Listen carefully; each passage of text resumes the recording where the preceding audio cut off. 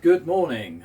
Today is the 8th of January 2026, so I wish you all a very happy new year. I hope you all had a really good Christmas. Ours was good, quiet. Had some family down on New Year's Eve, which was really good. Mum is recovering. Thank you everyone for all your good wishes for her. She seems to be doing okay. So yeah, back in the workshop this week and back on it, and this year's going to be pretty busy, I think.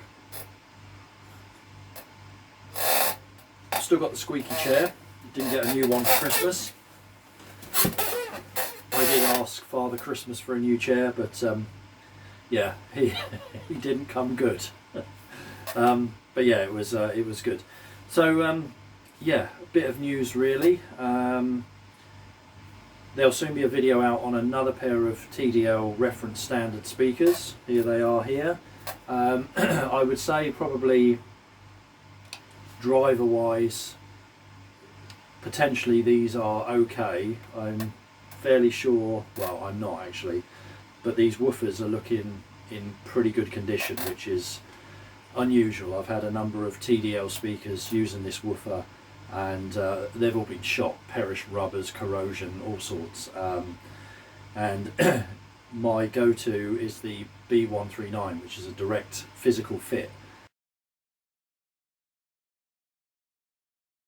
and works really nicely with the transmission line. Just needs a bit of crossover tweaking. But yeah, there'll be a series on these. My client has asked me to video them.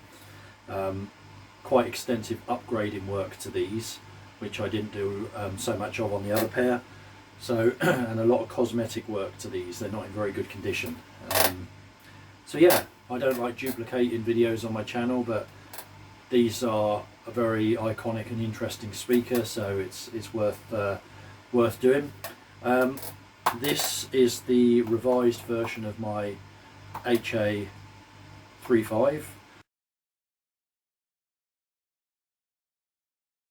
And this little speaker seems to be doing quite well. I built quite a few of them last year. I've got a few of them to build possibly this month. I'll probably push them into next month. The big HA38s have had a few updates to them. These are off out again soon for demo. I've got a couple of pairs of these to build soon. I've made some changes to the wadding inside of these and also the port tuning. I felt there was a tiny bit of mid-range leaching through the port, and also the port was probably tuned a little bit too high, so I've tuned it slightly lower and a bit more wadding inside here. So they're foam lined and they have neoprene rubber lining them as well to really kill the cabinets, but they needed some soft fill in there as well, just to kill any kind of upper frequency standing waves at the back of the woofer. So that's been addressed, and yeah, this is the new version of the HA3, which I'm still listening to and making comparisons with the original. The difference is this is using the ribbon tweeter, which I use as a super tweeter, and I can play this low enough to meet this woofer because I can play this woofer high enough. Throughout the range I've tried to maintain a 2 to 2.5 kilohertz crossover point between the woofer and the tweeter. In this version it's more like 3, with a third order filter on the ribbon to kind of knock it off quite quickly. But to me this is more open sounding. Really the benefit is in the top end. The original with the CAS tweeter was, I would say, fairly laid back, just an easy speaker to listen to and very enjoyable. But I wanted to align it a little bit better with this and the smaller 3.6, which is the middle size speaker. And I think using the ribbon at the top end instead of the CAS tweeter in this two-way is a better choice. Time will tell. I've had requests to demo this version and requests to demo the silk soft dome. So they might have their own characteristics suited to different people. Time will tell. Stands. These are some wooden stands that I build. I've got a guy from the local body shop, car body shop, that's welding me up some frames, and obviously he welds all the time, and being a car body shop he sprays all the time, so I've kind of specified my own stands, the steel, the stuffing that will be inside the steel to kill any ringing, how the speakers will sit on the top and what feet will be on the bottom. So I'm expecting samples of those soon, so that means I can then offer dedicated stands at the right height for the 3.5, the 3.6 and the big 3.8. They'll all sit at the same height, but yeah, that's pretty good. Website as well, that's something I'm hopefully addressing this month. I need to get a website done with some pages on there about the HA3.8s, 3.5s and 3.6s. Pages on there about, I do quite a lot of, and I'm doing more and more of it, one-off builds for people. So the measurement services, the crossover design and build services, that kind of thing. Kind of turning people's speaker projects into reality. Crossovers and voicing and that sort of thing are the sticking point. A lot of people can suitably select drivers and build the cabinets, and then it becomes a bit of guesswork then for them with the crossovers. So I'm doing more and more of that, and then obviously the refurbishment work, so the crossover rebuilds, speaker refurbishments, upgrading, that kind of thing. So I need to get a website done. Most people find me through Google. I had a couple of people turn up over Christmas, which I wasn't particularly happy about. I do say on my Google page that you arrive by appointment only. This is my house, this is where our family lives. I'm not particularly happy with people just turning up. It's plastered all over my Google page, visits by appointment only. But there we go. Most people that turn up are nice. So yeah, I'm also, I think, going to knock international sales on the head. They are problematic because of shipping. Shipping, a couple of things. It takes a long time, which most people aren't worried about. It's expensive. 9 times out of 10 there's import duty when the products arrive back in the country that they're going to. And it's hard work. Sometimes there's a communication issue because of a language barrier, and we go round and round and round, lots of emails, and I'm finding, and I've dealt with a lot of emails and messages over Christmas, that I'm spending so much time emailing, WhatsApp messaging, texts, Facebook Messenger messages. It's so time consuming. I've got to somehow rein that in. I can't spend, I'll take one example. I sent some crossover parts to, where was it? Italy. 80 quid's worth of crossover parts. I must have had 20 odd emails over that, and the time that's taken for 80 quid's worth of parts, where I'm probably making a tenner, maybe 15 quid on those.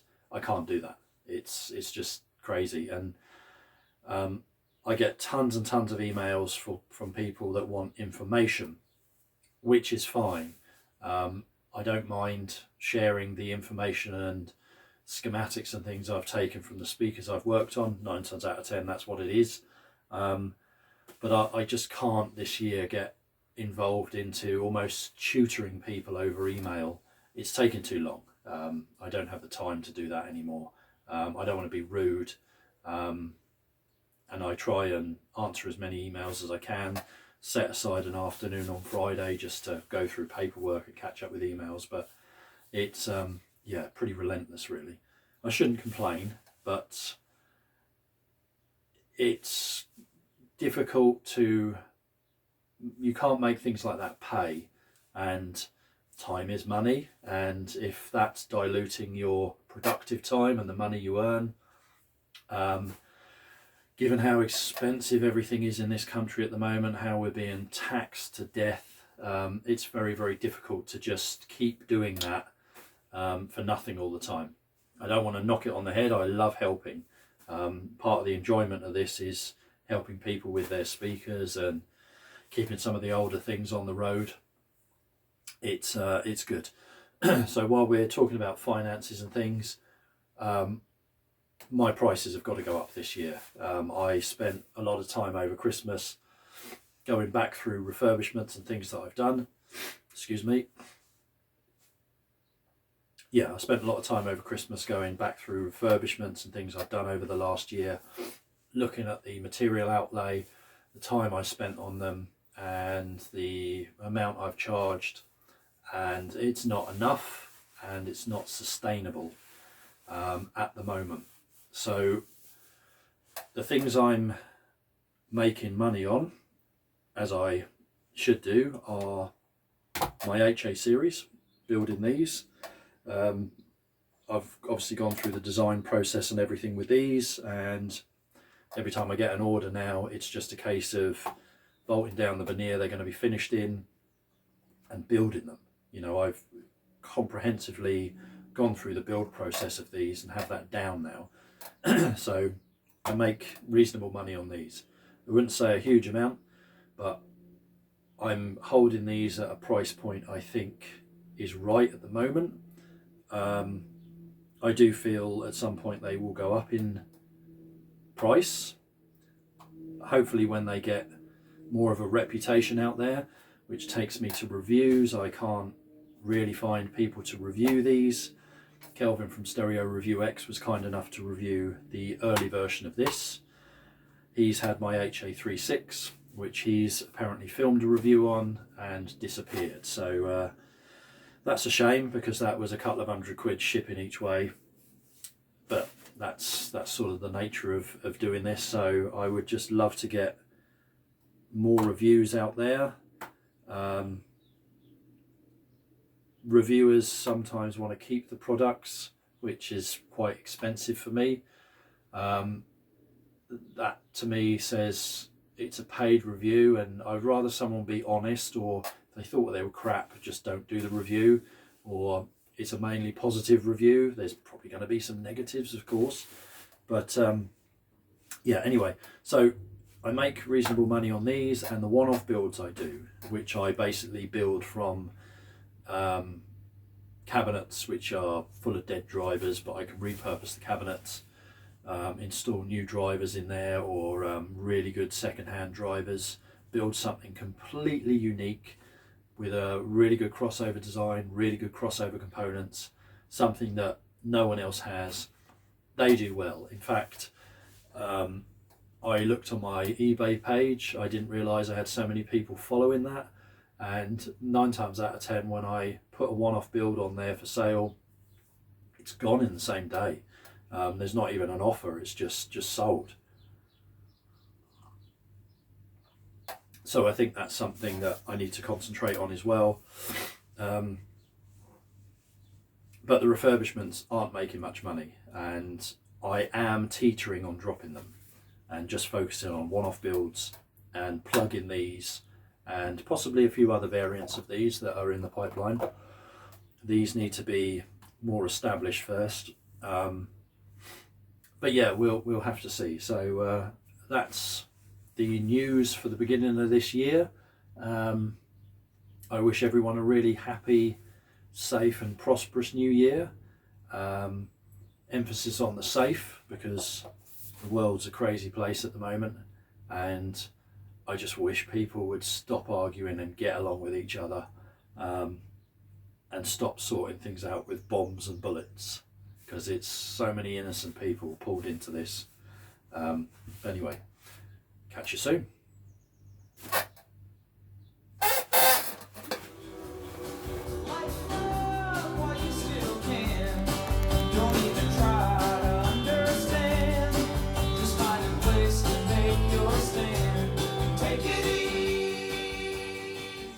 So this is the new version of the HA3 that I'm experimenting with at the moment, and posting this on a few Facebook pages and on my own Haycross Audio Facebook page. It's generated a surprising amount of interest, and using the ribbon I can play it low enough to meet this woofer. I'm playing this woofer a little bit higher than I did in the original 3.5, which has no compromise whatsoever. In fact, I think it still maintains that kind of softness that the Silk Soft Dome had, but with the extended top end and probably improved clarity from like 10 kilohertz upwards against the Ciaz tweeter. I think this is a fantastic tweeter. I like it because it's very small, so the acoustic centers with your woofer can be very close, and you can play it quite low. It's got good power handling, but I really think from my experience using it and the measurements I've taken, beyond 10 or 12 kilohertz, because it's quite a large dome, I don't think it's amazing. It's good, but I don't think it's amazing, which is one of the reasons why I wanted to use the Super Tweeter with them. And I love this speaker. It's just everything's there. It's the full picture, and it's just so enjoyable to listen to. Like I say, a few changes to it, but yeah, these are currently finished in a white ebony veneer, which I really like. Rear ported, good power handling, but I'll do a extended video on that soon. Yeah, there we go. I built these the other day. So this is an HF2300, and I've always wondered what would happen if you took the dome from the HF2000, which really is a super tweeter. These are, again, going by measurements, designed really to be used from 4, maybe 5 kilohertz upwards, not anything lower. You'll burn them out, and they really do extend way beyond 20 kilohertz. So the HF1300, as its name suggests, heavily rolls off at 13 kilohertz, but below that it's magical. The 16 ohm version anyway, it's magical. My favourite tweeter, and I just wish they were still in production, because marry this with a Coles Super Tweeter, fantastic. So I took some aftermarket tweeter domes for the HF2000 and fitted them in the HF1300 magnet motor. Played around with the spacing rings and where the dome sits in the motor, and found these meshes from, I think, some Audax tweeters, which pretty much perfectly push in there. That has become a really good super tweeter. I took some crude near field measurements at 20 centimeters and 50 centimeters with a very small capacitor on there.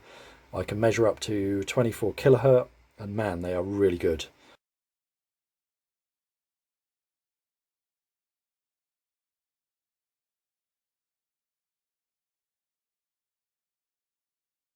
They're not much good below 10 kilohertz, so they are a super tweeter. But yeah, I'm so surprised.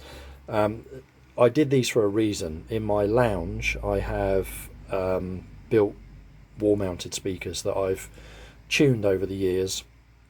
They use a 16 ohm HF1300 and a piezoelectric super tweeter. But these are probably going to end up in there, which is one of the reasons why I wanted to experiment with this. So yeah, I'll throw a quick picture of those up. But anyway, another little bit of news.